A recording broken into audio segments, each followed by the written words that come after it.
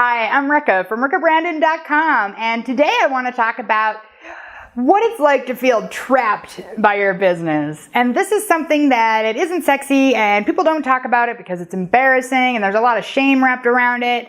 And it's just something that's really private if you're an entrepreneur. And I can attest to that because I felt really trapped by my first business. It looked great on the outside, and inside it was sort of miserable. I was working a lot. I mean, my low weeks were about 70 hours a week. And I just was trapped by it. And that sucked, right?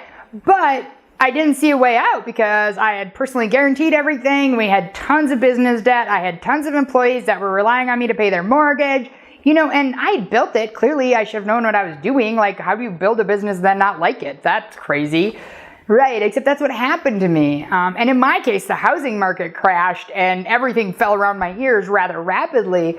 But I hope that doesn't happen to you. I hope that you can get out of business you've created a trap for yourself in without having to go bankrupt, because frankly, that's a step we would all like to avoid if possible.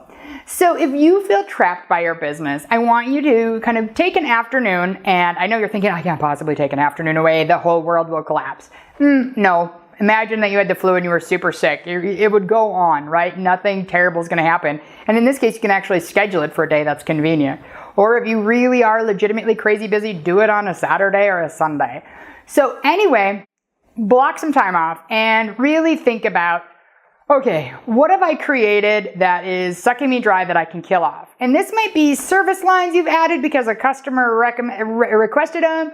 Or it might be that you're trying to break into new markets and it's not going very well and it's a huge cash drain.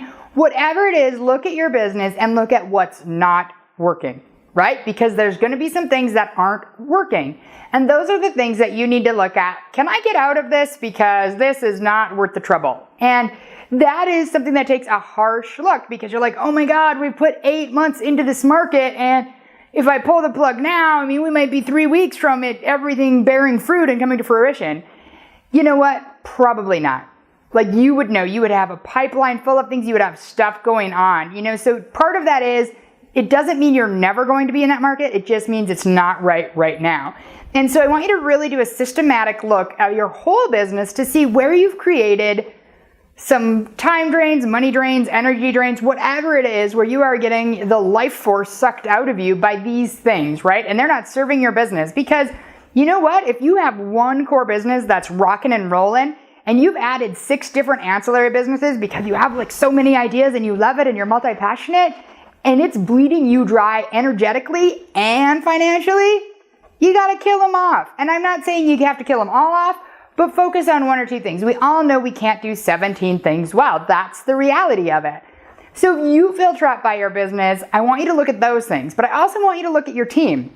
Because a lot of times, you might feel trapped because there's like bad energy, or you're not supported by your team and they're not doing what you need them to. So you're paying them, but you're still ending up doing, and that can make you feel really trapped. And so if that's the case, I want you to take a hard look at it and be like, is it better to have them suck me dry, or to have the difficult conversation and to set some expectations and hold them to it, and start hiring again, or just fire them? If they're really terrible and they're sucking everybody dry, get them off your team. Your team's too small to have that kind of toxic influence in it.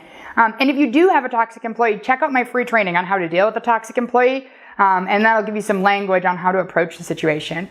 But these are just a couple of tips. If you feel trapped by your business and you really feel like, it's not fun anymore, these are ways that you can sort of lighten your load and make your business fun again. And unfortunately, I don't have a magic bullet to wipe out all those personal guarantees and all that debt. But I do know that focusing on your profitable lines is a good way to eradicate debt, and to quit throwing good money after bad is another excellent way to eradicate debt. So anyway, I hope this helps. Have a great day.